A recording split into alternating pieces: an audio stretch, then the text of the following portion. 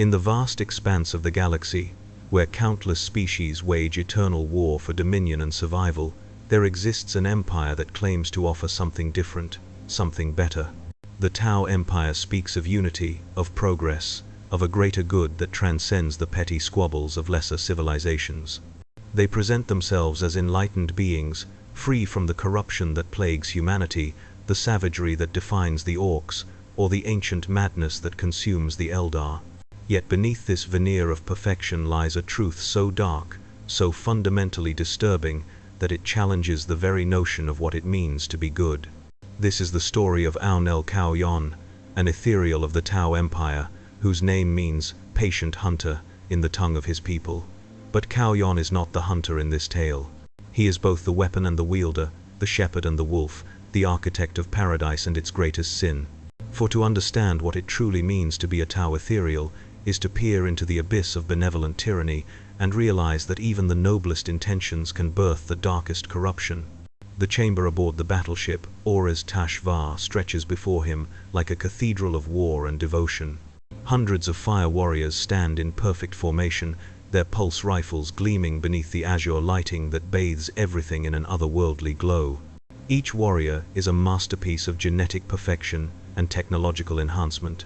Their blue-gray skin, unmarked by doubt or hesitation, their eyes fixed forward with unwavering purpose. They are the finest soldiers the Tau Empire can produce, and they belong to him as surely as his own heartbeat. Aunel Kauyon moves between their ranks like a ghost of serenity, his flowing robes whispering secrets that only he can understand. Where he passes, something changes. It is subtle, almost imperceptible, but it is there.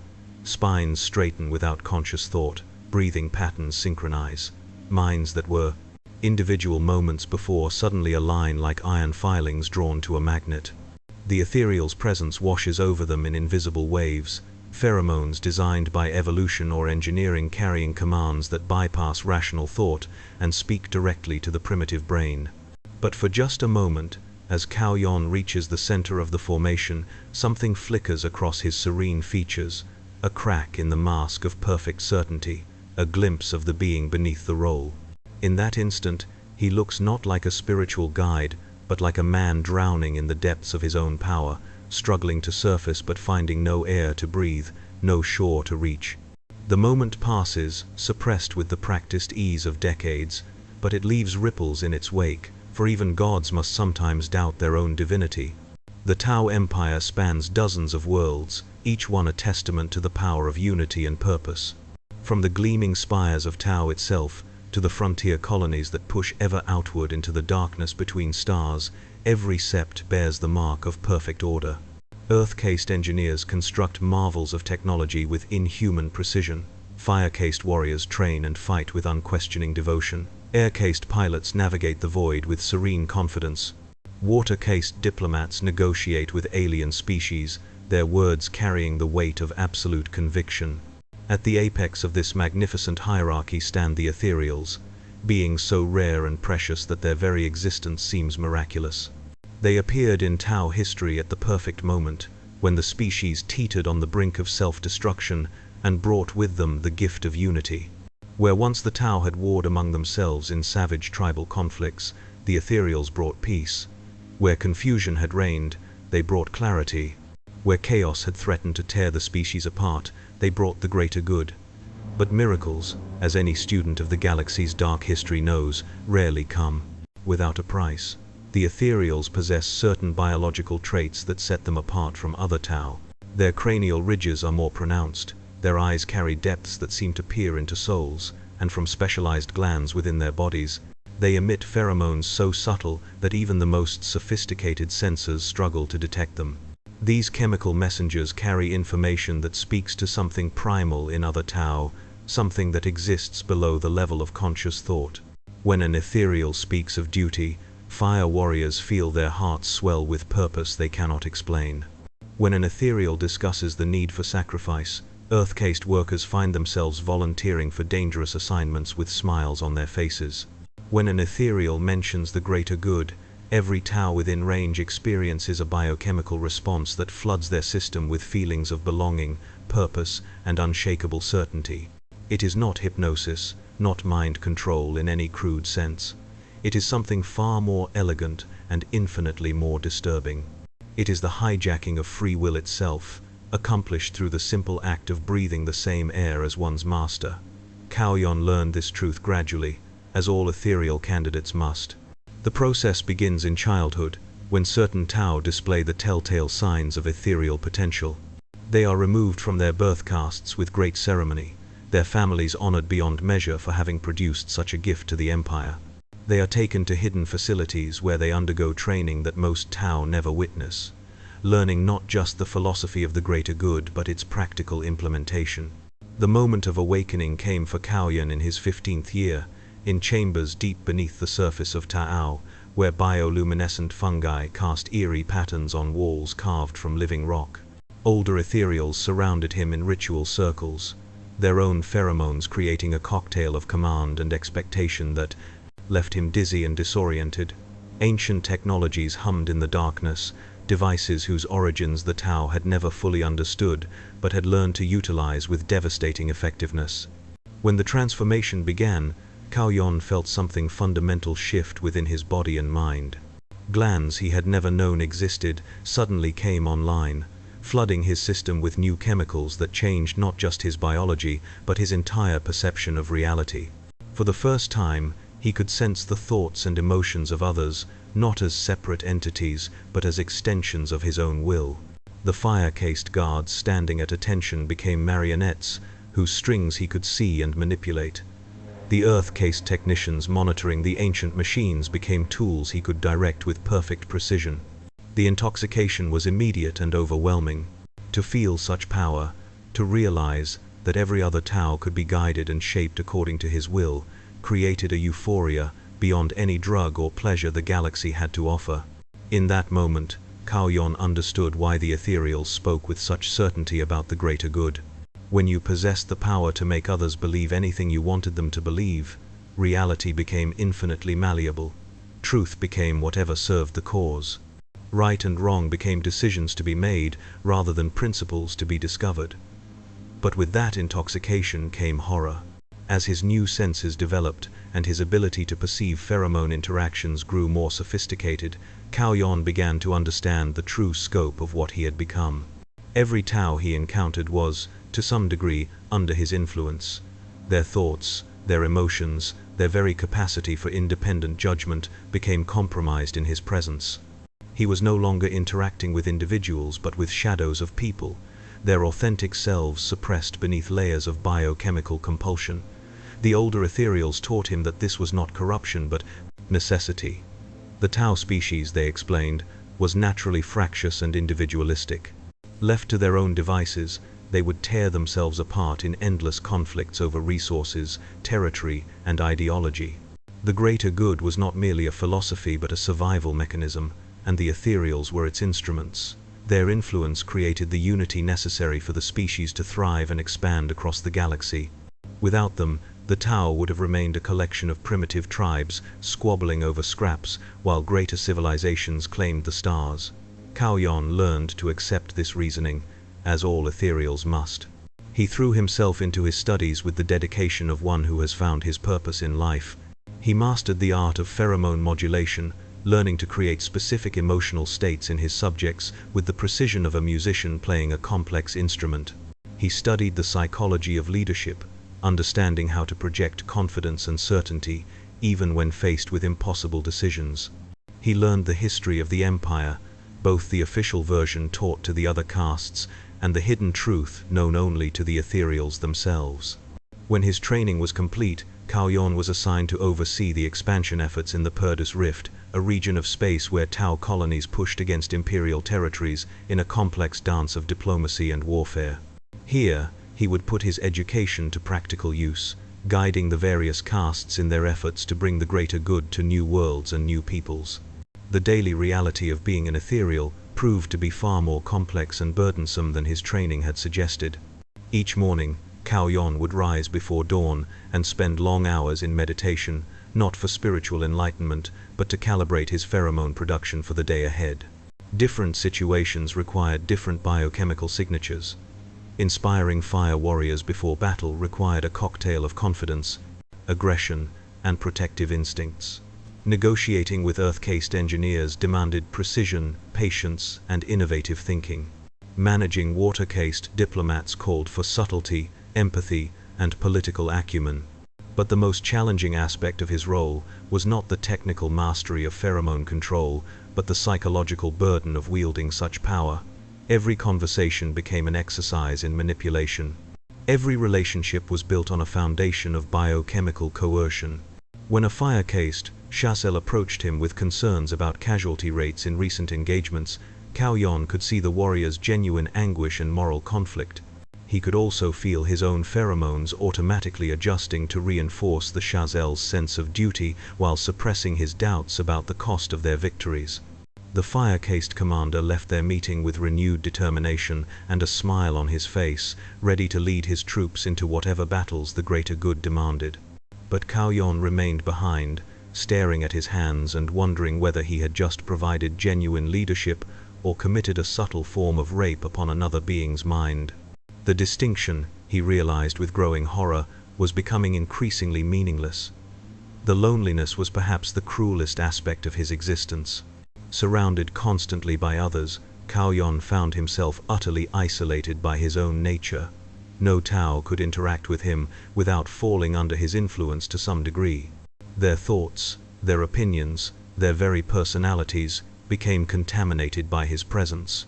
He could never know if someone truly agreed with him or if they were simply responding to his biochemical commands. He could never experience genuine affection, authentic friendship, or honest criticism. He had become a black hole of social interaction, drawing everything toward himself while offering nothing real in return. The empire continued to expand under his guidance and that of his fellow Ethereals. New colonies were established, new species were contacted, and either absorbed or eliminated. New technologies were developed to serve the greater good.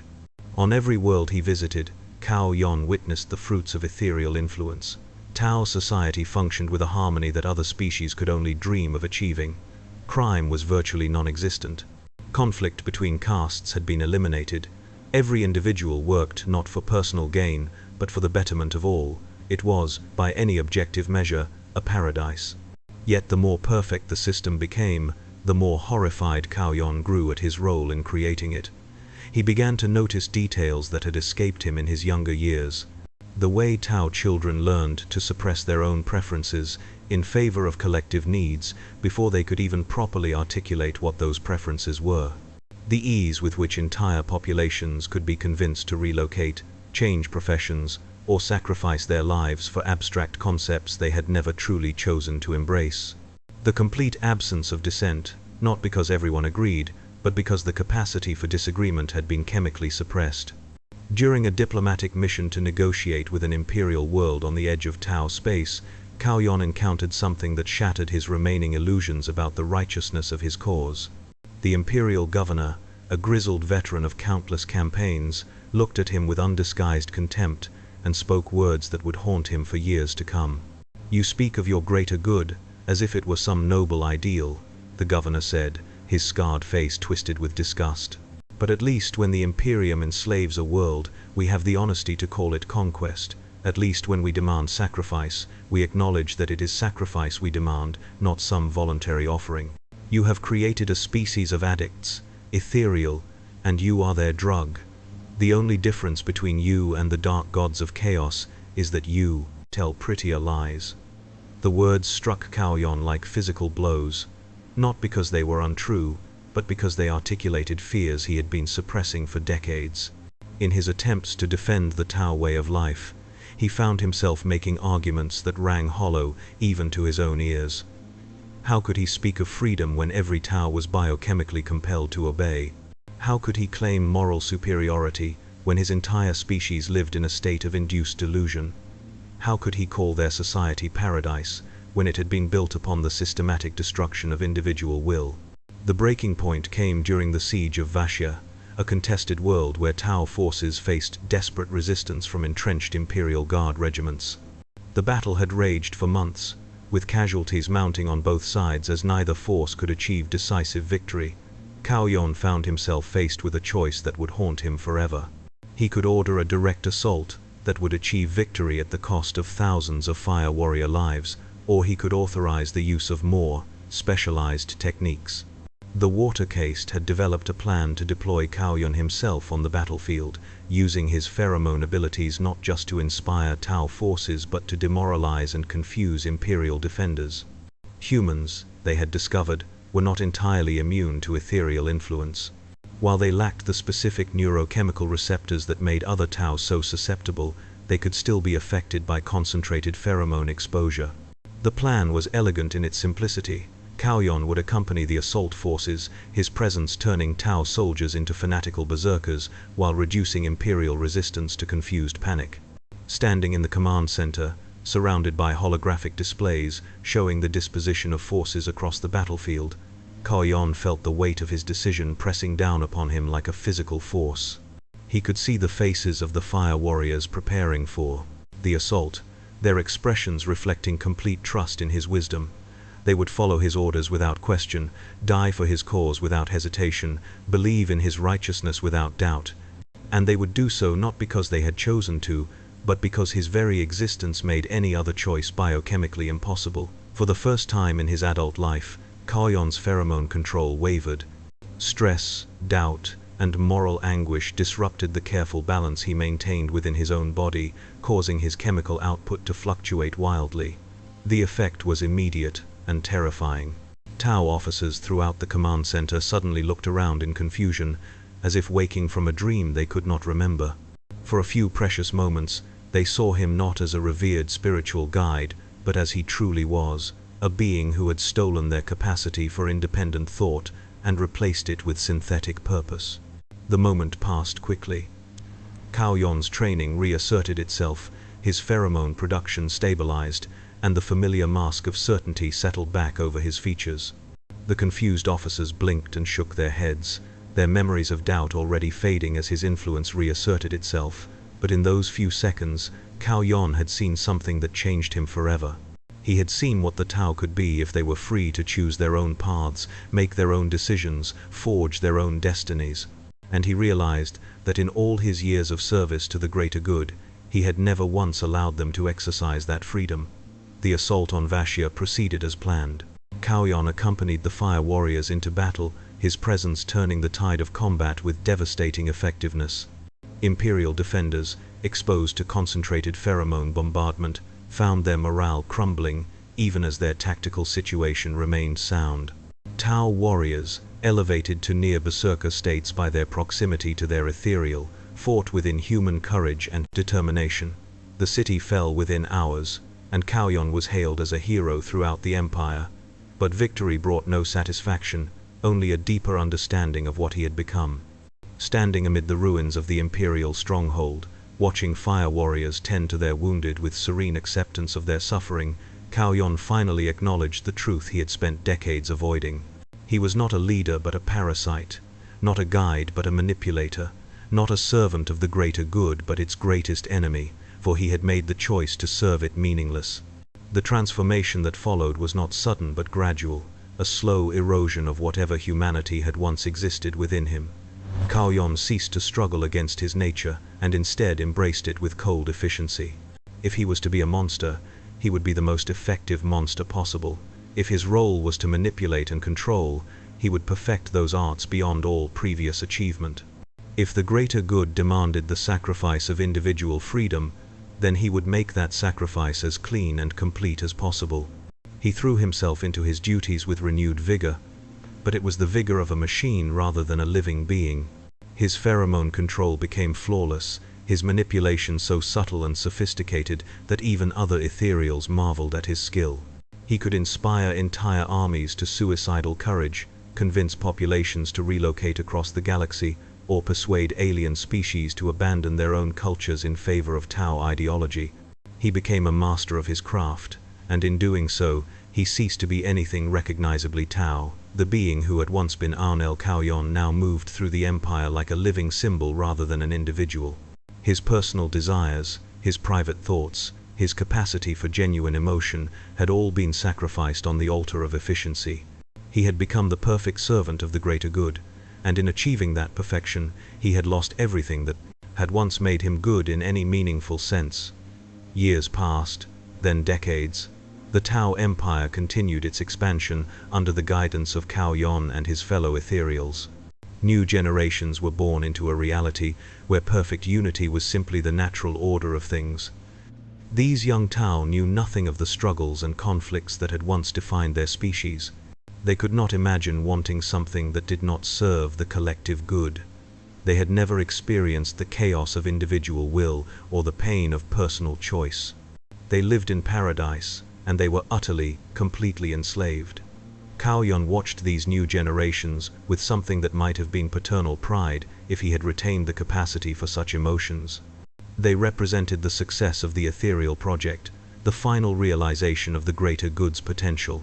Under their influence, the Tao had achieved something unprecedented in galactic history, a civilization without internal conflict, without crime, without the waste and suffering that plagued every other species.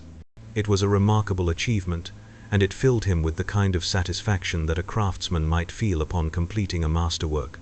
But late at night, in the private chambers where even Ethereals must sometimes rest, Cao Yon would find himself staring at reports and recordings from the Empire's frontier regions. He would watch as fire warriors died with smiles on their faces, their last words expressions of gratitude for the opportunity to serve. He would read accounts of Earth-Caste engineers working themselves to exhaustion on projects they had never chosen to pursue. He would study diplomatic transcripts where water-caste negotiators convinced alien species to abandon everything they held dear in service to ideals they could not truly understand. In these moments, something that might have been regret would stir within him. Not regret for his actions, for he had long since accepted the necessity of what he did, but regret for what had been lost along the way. The Tao species had once possessed something precious and irreplaceable, the capacity for authentic choice. They had been able to disagree, to struggle, to find their own paths through the darkness of existence. Under Ethereal guidance, they had achieved perfect order at the cost of everything that made life worth living. The cycle continued, as it always had, and always would. New Ethereal candidates were identified and brought to the hidden facilities for training. Cao Yon himself now served as mentor to some of these young beings, watching as they underwent the same transformation he had experienced so long ago. He saw the initial intoxication of power, the gradual horror of understanding, the final acceptance of their role. He guided them through each stage with the patience of one who had walked this path before, knowing that in time, they too would become hollow servants of an ideal that demanded everything and offered nothing in return.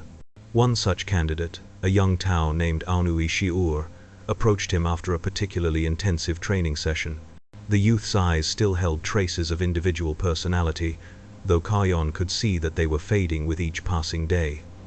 "Master," Shi'ur said, his voice carrying the careful modulation that all Ethereals learn to employ, "I understand the necessity of our role, but I find myself troubled by certain implications of what we do." Cao Yon regarded his student with the serene expression that had become as natural as breathing. "Speak your concerns, young one. Doubt is the last luxury you will be permitted to indulge." "Are we truly serving the greater good?" Shi'ur asked. "Or have we simply convinced ourselves that our actions are justified because we have the power to enforce them?" The question hung in the air between them, heavy with implications that Cao Yon had not allowed himself to contemplate for decades. For a moment, he felt something stir within him, some echo of the being he had once been before duty and necessity had worn away everything authentic about his existence. But the moment passed, and when he spoke, his voice carried the same implacable certainty that had guided the Empire for generations. "The greater good is not a philosophy to be debated," he said, his words carrying pheromone traces that would make them irresistibly compelling to his student. "It is a reality to be served. We do not choose our path, Shi'ur.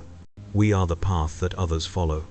In time, you will understand that the distinction between service and compulsion is merely semantic. What matters is the result, unity, progress, and the survival of our species." He watched as Shi'ur's expression shifted, doubt giving way to acceptance as the biochemical influence took hold. Another individual was dying, replaced by another servant of the cause. It was necessary, it was efficient, It was the way things had always been, and always would be. But in the deepest recesses of his mind, in chambers that even he no longer dared to explore, something screamed. The mystery of ethereal origins remained one of the Empire's most closely guarded secrets, known only to the highest-ranking members of the caste itself. Official histories spoke of their emergence as a natural evolution of Tao society, spiritual leaders who had arisen in response to the species' need for unity and purpose. But the truth, as Cao Yan had learned during his advanced training, was far more complex and infinitely more disturbing. Deep in the archives beneath Tao's surface lay evidence that no other caste would ever be permitted to see. Biological samples showing genetic markers that appeared nowhere else in Tao evolution. Archaeological fragments suggesting the presence of advanced technology during the Ethereal's first appearance. Most troubling of all, psychic resonance patterns that seemed to echo signatures found in warp-touched artifacts from across the past galaxy. The implications were staggering. Either the Ethereals represented some form of external intervention in Tao evolution, or they were the products of genetic manipulation so sophisticated that their creators remained unknown. Some theories suggested the influence of the mysterious beings known as the Old Ones, ancient architects of galactic civilization who had vanished eons before the Tao had even developed language. Others pointed to more recent interference, possibly by the Eldar, who had been known to manipulate younger species for their own inscrutable purposes. But the most terrifying possibility was one that few Ethereals dared to contemplate, that they were creatures of the warp itself, entities of pure psychic energy that had somehow learned to inhabit physical forms. This would explain their mysterious appearance at the perfect moment in Tao history, their inexplicable ability to influence other minds, and the strange resonance patterns that seemed to echo chaos signatures. If true, it meant that the Tao Empire's greatest achievement was built upon the foundation of the galaxy's greatest evil. Cao Yan had spent years investigating these possibilities, using his position to access archives and artifacts that even other Ethereals were forbidden to examine. What he found had shaken him to his core. Genetic analysis suggested that ethereal biology incorporated elements that should not exist in nature. Their pheromone-producing glands showed signs of artificial enhancement or outright engineering. Most disturbing of all, deep brain scans revealed neural structures that had no equivalent in any other Tao caste, structures that seemed designed to process and manipulate psychic energy. The evidence pointed to a conclusion that Cao Yan found almost impossible to accept. The Ethereals were not Tao at all, but something else wearing Tao faces. They were parasites, infiltrators, or perhaps even unwitting pawns in some cosmic game whose rules and objectives remained hidden from view. Their entire civilization, everything they had built and achieved, might be nothing more than a carefully orchestrated deception designed to serve purposes they could not even imagine. This knowledge ate at him like acid, corroding whatever peace he had made with his role. If the Ethereals were artificial constructs, then their guidance of Tao society was not evolution but invasion. If they were psychic entities, then their influence was not leadership but possession. If they were pawns of greater powers, then the greater good itself might be nothing more than a tool designed to serve alien masters. Yet even this terrible knowledge could not change the fundamental reality of his existence. Whether he was Tao or alien, natural or artificial, free agent or controlled puppet, he remained bound by the same inescapable logic that had always governed his actions. The Empire existed. Billions of Tao depended on ethereal guidance for their survival and prosperity. The system worked, regardless of its origins or ultimate purpose. To abandon his role would be to condemn his species to chaos and destruction, whatever they might truly be. So Cao Yan continued his work, carrying within him secrets that would have shattered the faith of every being in the Empire. He maintained the lie because the lie had become more real than truth. He served the greater good because the alternative was too terrible to contemplate. He remained an ethereal because the role had consumed the individual who had once worn it. In the end, standing on the observation deck of his flagship, as it approached yet another world ripe for incorporation into the Empire, Cao Yan contemplated the masterwork he and his kind had created. Stretching across the galaxy were hundreds of worlds, where billions of beings lived in perfect harmony. Crime was unknown. War between castes was impossible. Suffering had been minimized to the greatest extent possible. Every individual worked not for personal gain but for the betterment of all. Children grew up secure in the knowledge that their society would care for them from birth to death. The elderly faced their final days without fear or regret, knowing that their contributions had meaning and purpose. It was paradise, and he was its architect. It was perfection, and he was its guardian. It was the greatest achievement in the history of galactic civilization, and it was built upon a foundation of lies, manipulation, and the systematic destruction of free will. Below him, the new world turned slowly in the void, its surface covered with the cities and installations of some younger species that would soon learn the benefits of unity and purpose. Soon, Caste diplomats would make contact with the planetary government. They would speak of trade agreements, mutual defense pacts, and cultural exchange. They would present the greater good as an invitation rather than a conquest. And when the time was right, Caste himself would descend to the surface, bringing with him the gift of certainty and the curse of choice's end.